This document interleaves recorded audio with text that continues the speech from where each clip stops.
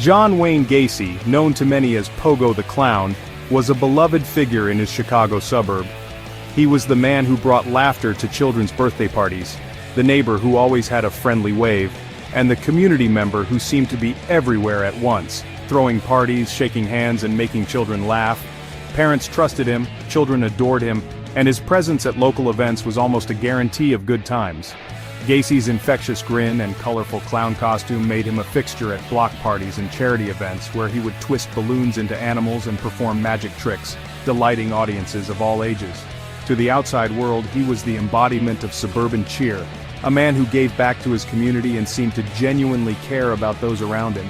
But behind the painted smile and jovial persona, a much darker reality was taking shape, one that no one in the neighborhood could have imagined.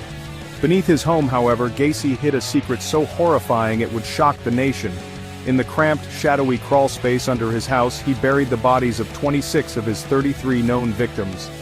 Each day, he walked above the very ground that concealed his crimes, living a double life that no one suspected. The crawl space, with its exposed dirt floor and chilling silence, became a graveyard for the young men and boys he lured to their deaths. The discovery of this hidden chamber of horrors would become one of the most infamous crime scenes in American history, forever staining the quiet streets of his suburban neighborhood.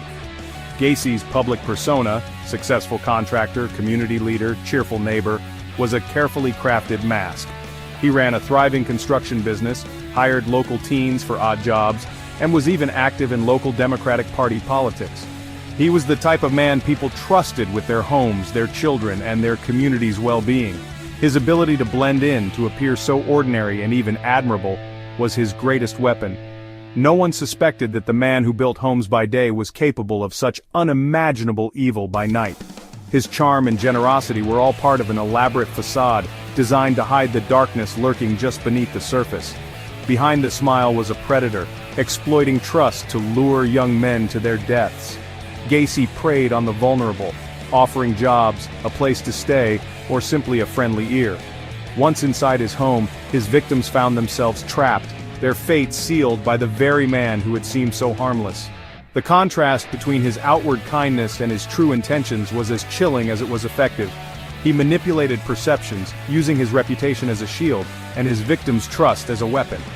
The horror of his crimes was not just in the acts themselves, but in the betrayal of innocence and the destruction of trust. The contrast between the friendly clown and the monster beneath the makeup would haunt a nation and forever change how we view the people around us. Gacy's arrest, and the revelations that followed, shattered the illusion of safety in suburbia, forcing communities everywhere to confront the unsettling truth that evil can hide in plain sight. The story of John Wayne Gacy is a chilling reminder that appearances can be deceiving, and that sometimes, the most terrifying monsters are the ones who wear the brightest smiles. In Norwood Park, Gacy was the model neighbor, organizing block parties, running a successful business, and hiring local teens. He was a Democratic precinct captain, a JC's member, and even photographed with the First Lady. His home was the heart of the neighborhood, filled with laughter and generosity. Parents trusted him, young men saw opportunity, no one suspected the horror beneath their feet. Gacy's charm and civic involvement were his camouflage, making him the last person anyone would suspect. That was exactly how he wanted it. Then there was Pogo the Clown, Gacy's most unsettling disguise. Clowns are meant to bring joy, and Gacy used this persona to gain access and trust.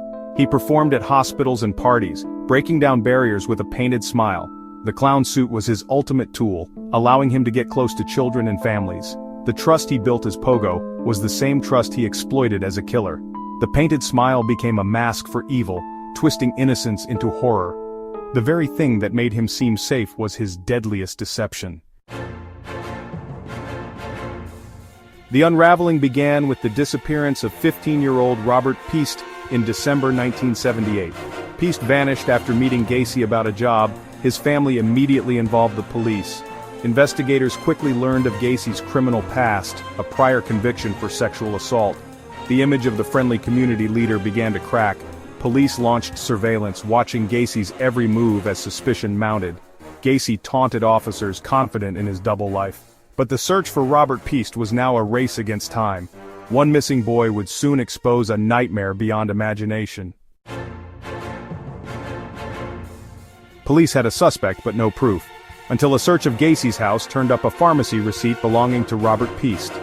A class ring found in Gacy's bedroom linked him to another missing boy. These discoveries hinted at a much larger horror. Investigators obtained a second warrant, this time to search for bodies. The friendly suburban home was about to reveal its darkest secrets. The evidence was mounting, and the walls were closing in on Gacy. The stage was set for one of the most shocking discoveries in American crime history. On December 21, 1978, a chilling winter day in suburban Chicago, police officers arrived at John Wayne Gacy's modest home with a search warrant. What began as a routine investigation quickly turned into a nightmare. As officers descended into the cramped, shadowy crawl space beneath the house, the air was thick with dread and anticipation. The ground was cold and damp, the silence broken only by the scraping of shovels and the muffled voices of investigators. No one could have imagined the horrors that lay just beneath their feet. The first discovery was a human bone, partially exposed in the dirt.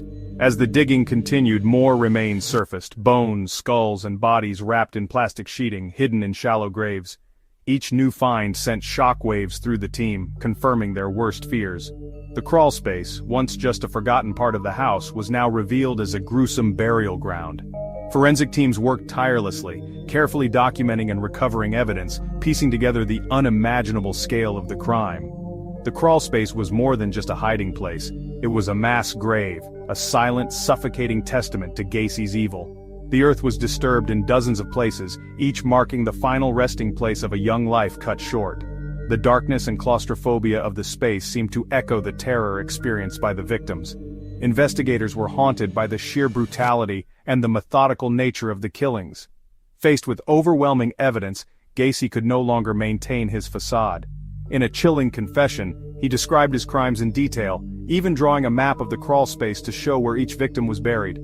The map, marked with X's and notes, became a grim guide for investigators as they continued their search. Gacy's cold, matter-of-fact demeanor as he recounted his actions stunned everyone in the room. Gacy explained how he lured young men and boys to his home, often with promises of work or money. Once inside, he would overpower them, subjecting them to unspeakable torture before ending their lives. His charm and apparent generosity masked a predatory nature, allowing him to gain the trust of his victims and the community alike. The details of his methods were as shocking as they were horrifying. News of the discoveries spread quickly, and the neighborhood was thrown into chaos. Neighbors who had once greeted Gacy with a friendly wave now watched in disbelief as police led him away in handcuffs. The man they thought they knew, a helpful neighbor, a local entertainer, was unmasked as a sadistic serial killer. The sense of betrayal and shock rippled through the community, leaving scars that would last for years. Even the most experienced detectives and forensic experts were shaken by the scale and savagery of Gacy's crimes. Many had never encountered anything so depraved in their entire careers. The investigation became one of the largest and most complex in the city's history, with teams working around the clock to identify victims and bring closure to grieving families. The truth was finally out. The unassuming house on Summerdale Avenue, once just another home in the neighborhood, was exposed as a house of horrors. The legacy of Gacy's crimes would haunt the community and the nation for decades, a chilling reminder that evil can hide in plain sight. When John Wayne Gacy finally confessed, the truth was more horrifying than anyone could have imagined. The sheer volume of evidence, boxes of files, photographs, and personal belongings of the victims, left no doubt about his guilt. Investigators worked tirelessly, piecing together the timeline of his crimes, uncovering the full extent of his monstrous acts. The community, once shocked by the initial revelations, now watched in disbelief as the details emerged, each one more chilling than the last. Gacy's confession and the mountain of evidence sealed his fate, leaving the world to grapple with the reality of what he had done. The trial, which began in 1980, quickly became a national spectacle. Reporters from across the country descended on the courthouse, eager to capture every moment of the proceedings. The public was riveted, unable to look away as the prosecution laid out the gruesome details of Gacy's crimes. Every day, new revelations made headlines, and the courtroom was packed with people desperate to witness history in the making. The media frenzy only intensified as the trial progressed, turning Gacy into a household name for all the wrong reasons. Gacy's defense team argued that he was insane, hoping to spare him from the death penalty. But as the trial unfolded, Gacy's demeanor told a different story. He sat in the courtroom, often appearing defiant and unrepentant, showing no sign of remorse for his actions. Witnesses described his chilling lack of empathy, and the jury saw through the facade. The defense's arguments fell flat in the face of overwhelming evidence and Gacy's own arrogance, which convinced no one of his supposed insanity. After weeks of harrowing testimony and emotional statements from the families of the victims, the jury reached a unanimous verdict. Gacy was found guilty on all 33 counts of murder, one for each life he had taken. The judge's gavel fell, and the sentence was clear: death. Relief and sorrow mingled in the courtroom as justice was finally served, but the pain of loss remained for the families and the community. With the verdict, the mask that Gacy had worn for so long was finally stripped away. No longer was he the friendly neighbor, the community leader, or the beloved entertainer known as Pogo the Clown. The world now saw him for what he truly was, a cold-blooded killer who had hidden behind a painted smile. The duality of his life, public charm and private horror, was laid bare for all to see. Gacy spent the next 14 years on death row, isolated from the world he once deceived. He passed the time painting, often creating disturbing images of clowns, an eerie reminder of his double life. Despite the gravity of his crimes, he never expressed genuine remorse, instead maintaining his innocence in interviews and correspondence. His artwork became infamous, collected by some as macabre curiosities, while others saw them as chilling relics of evil. On May 10, 1994, Gacy's story came to a definitive end. He was executed by lethal injection, his final moments witnessed by a select few. News of his death spread quickly, bringing a sense of closure to some, but for many, the scars he left behind would never fully heal. The legacy of his crimes continued to haunt the nation, a grim reminder of the darkness that can lurk behind even the most ordinary of faces. Though the clown killer's reign of terror had ended, the shadow he cast lingered over the community and the country. The quiet streets and innocent faces of suburbia would never seem quite the same. For generations, the story of John Wayne Gacy would serve as a chilling warning, a reminder that evil can sometimes wear the most disarming of masks.